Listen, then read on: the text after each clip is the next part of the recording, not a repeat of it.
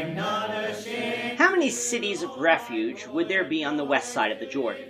This is the question that we seek to answer today as we continue our verse-by-verse study of the book of Deuteronomy on Walking Through the Bible.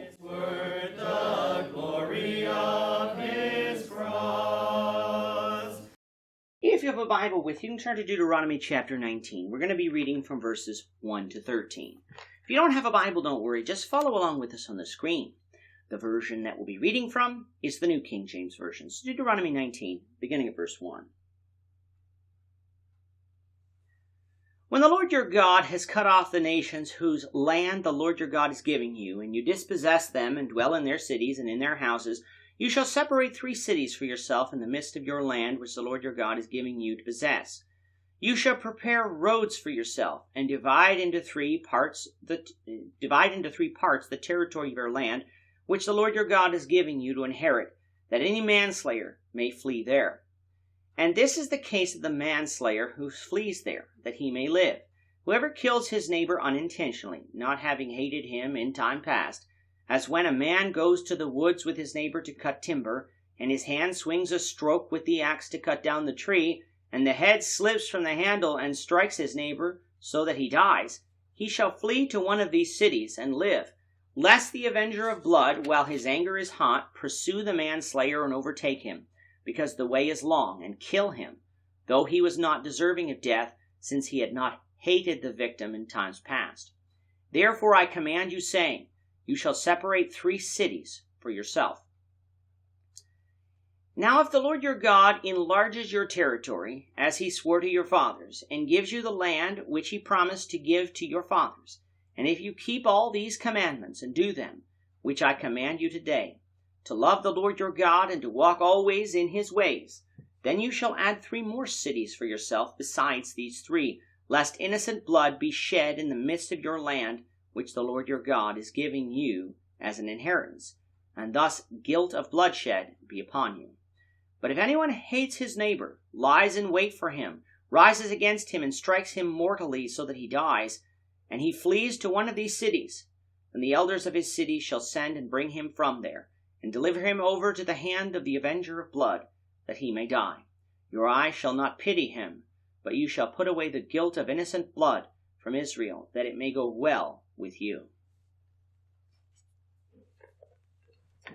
Having now dealt with the behavior of judges and kings, the provisions for the priests, and the prophet whom Israel was to listen to, the prophet whom God would raise up like Moses, we come now to chapter 19.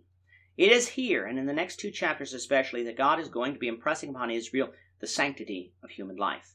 Murder was one of the crimes that simply was not going to be tolerated in Israel. All the way back in Genesis 9, it is said that if man sheds another man's blood, by man shall his blood be shed. Men and women are made in the image of God, and thus were not to murder that which is made in the image of God. If someone was found guilty of murder, they were to be executed for this crime. Of course, as we've seen before, and will again later in this chapter, multiple witnesses would be required for conviction, showing us that due process existed. But if guilt was determined, punishment needed to be meted out. No mercy was to be shown to the ones who shed man's blood. But as this chapter and Numbers 35 that we studied before says, God recognized that sometimes someone was killed accidentally.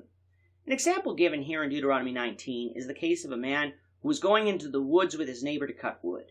If it so happened that when the man swung the axe, that the head of the axe slipped from the handle and struck his neighbor so that he dies, then even though this man did in fact kill another, because he did so unintentionally, an opportunity for mercy would be granted in the form of cities of refuge. Cities of refuge were cities selected by God to where someone who commits manslaughter could flee from the avenger of blood. The avenger of blood was the member of the family of the one who was killed, who had the right to execute the person who committed manslaughter or murder against the family. There was still a need to be a finding of fact. This was not a system of vengeance. But once that was done, it was the avenger of blood who would carry out the execution. If the avenger of blood caught the manslayer before he reached the city of refuge, then the avenger of blood had the right to execute the manslayer, for even accidental killing carried with it possible punishment under the law, just as manslaughter does under our laws today. However, if the manslayer reaches the city of refuge and remained there until the death of the high priest, according to Numbers 35:28, then the avenger of blood could not execute the manslayer. This was the mercy afforded by God to the manslayer, but it did come with a price, the lack of physical freedom, but the saving of his life. The cities of refuge were not to be a refuge for murderers, though. If a murderer fled there, then the elders of the city where the murderer was to send for him and then hand him over to the avenger of blood for execution. Just how many cities of refuge were there? Well, from Deuteronomy 4:41-43, we find that there were 3 on the east side of the Jordan River, one in each of the tribes of Manasseh, Gad, and Reuben. Deuteronomy 19 deals with the land on the west side of the Jordan, the land originally promised to Abraham. We find out that there were to be 3 cities of refuge on this side of the Jordan as well, meaning that in the beginning there would be 6 cities of refuge. Verses 8 and 9, though, says that if God enlarged Israel's borders to as large as he told Abraham, that is, from the river Egypt to the river Euphrates, then they were to make 3 more cities of refuge for a total of 9, so as to ensure that manslayers have an opportunity to escape death. Notice here that the enlargement of Israel's borders was contingent upon their obedience to God. God originally told Abraham in Genesis 12 that he would give his descendants the land of Canaan. That was the base promise to Abraham, the one that God was guaranteed to fulfill. In Genesis 15, God expanded that promise to Abraham because of Abraham's faithfulness. That promise of enlarged borders that we find here in Deuteronomy 19 is still contingent, though, on Israel's faithfulness. That means that unlike the land of Canaan, a guaranteed promise, the enlarged borders was not guaranteed. And in fact, except for a short period of time during the days of David and Solomon, Israel's borders did not expand this far due to their disobedience and idolatry.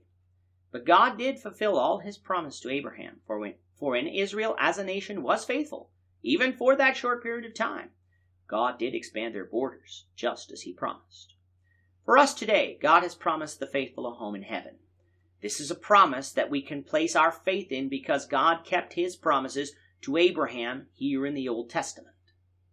With that, our time is up for today. The Lord willing, we hope you'll join us for tomorrow's discussion of Deuteronomy chapter 19, verses 14-21, as we continue our walk through the Bible, one verse at a time. Thank you for watching today's episode.